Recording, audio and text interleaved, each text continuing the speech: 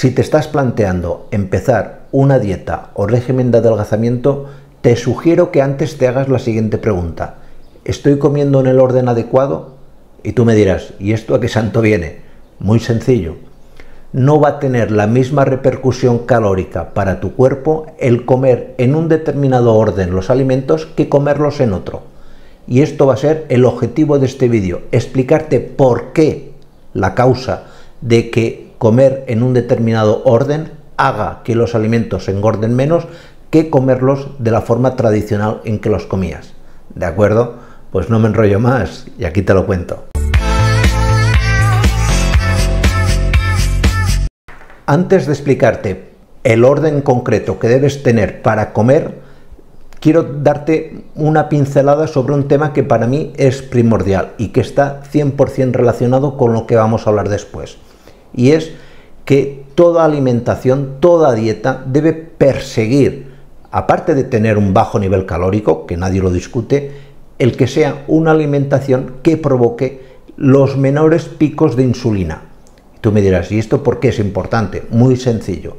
La insulina es una hormona que producimos en el páncreas y que tiene como función el introducir a la glucosa dentro de las células, especialmente de las células del hígado, los hepatocitos. Y una vez metes la glucosa dentro de las células, esta se transforma en grasa y se acumula. Por lo tanto, si tu forma de comer induce a que tu páncreas produzca picos muy elevados de insulina, tendrás que en tu sangre habrá mucha insulina, que todo lo que comas se almacenará. Y ya sabemos lo que pasa cuando se almacena, ¿verdad? Que se aumenta de peso, se aumenta de volumen. De entrada te tengo que decir que toda dieta, toda alimentación debería empezar diariamente con una gran cantidad de fibra. Lo ideal sería que toda comida empezase con una gran ensalada verde, gran cantidad de lechuga. ¿Por qué?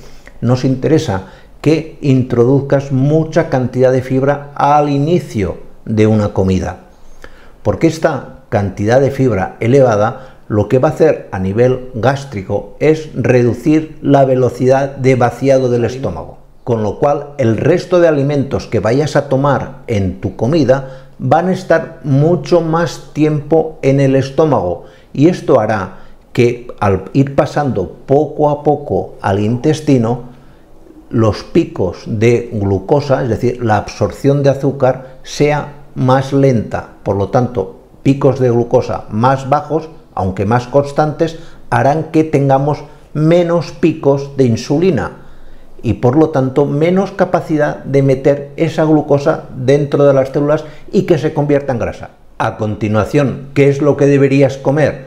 Lógicamente, tu dosis de proteína. Deberías ingerir a continuación un nivel alto de proteína y lógicamente con la proteína grasa.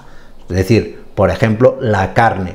Después de empezar con una abundante ensalada, te pasas a tu filete, a tu pechuga o a lo que sea. ¿Por qué? Porque la proteína y ciertos niveles de grasa van a favorecer la secreción de una hormona que llamamos GLP-1. Esta hormona GLP-1 ayuda todavía más a la fibra a que el vaciado del estómago sea más lento, que pase menos alimento o de forma más lenta al intestino y que los picos de azúcar todavía de glucosa sean más bajos, con lo cual se producirá por parte del páncreas mucha menos cantidad de insulina en forma de pico. Recuerda que los picos de insulina es lo que siempre hay que evitar en cualquier alimentación. Y por último llegamos al postre. ¿Y qué pasa con el postre? Que a todos nos apetece una pieza de fruta. Imaginemos, por ejemplo, que te gustan las naranjas. En el caso de las naranjas, hace no mucho os hice un vídeo explicando que no es lo mismo comer una naranja entera que una naranja en forma de zumo. Tomar la naranja en forma de zumo, es decir, tomar glúcidos en forma líquida, favorece de manera espectacular los picos de glucosa. Muchísimo. Es contraproducente. De hecho, en este vídeo os ponía 5 efectos detestables que tiene el zumo de naranja, que en cambio no va a tener la fruta comida a mordisco. La fruta comida a mordisco incorporas mucha fibra que ralentiza el tránsito a nivel del estómago y que provocan mucho menos pico de insulina. En cambio, el zumo, todo lo contrario. ¿De acuerdo? Te recomiendo que no pierdas este vídeo porque de verdad que te va a sorprender la diferencia que hay entre beberse un zumo, algo totalmente negativo, o comerse la misma naranja. No engordan lo mismo. ¿De acuerdo? Pues he explicado ya cuál debe ser el orden. Nos vemos en los siguientes vídeos. Cuidaros mucho. Chao.